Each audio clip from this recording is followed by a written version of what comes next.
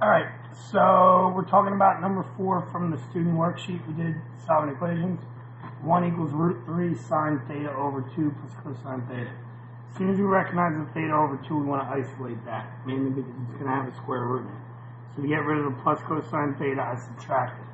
That's going to give me 1 minus cosine theta equals, alright, root 3 sine theta over 2. This is being multiplied by root 3. To get rid of the multiplication by root 3, you divide.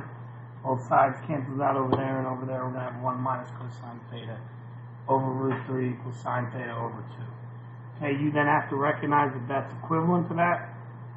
Alright, so we substitute that in, 1 minus cosine theta over 2, which we then square. Alright, when we square a square root, they cancel out. When we square the other side, though, because we have to square both, remember we're squaring a binomial. So that gives me 1 minus 2 cosine theta plus cosine squared. When I square the square root of 3, they cancel out, giving me 3.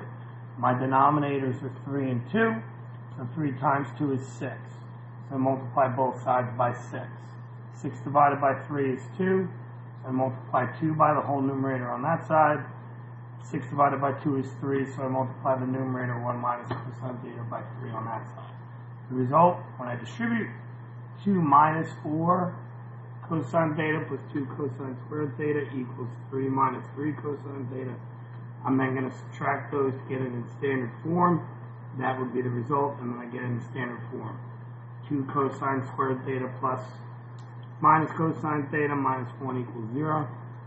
Alright, that will then give us, when we factor it out, 2 cosine theta plus 1, cosine theta minus 1 equal to 0. The net result here is cosine theta is negative 1/2.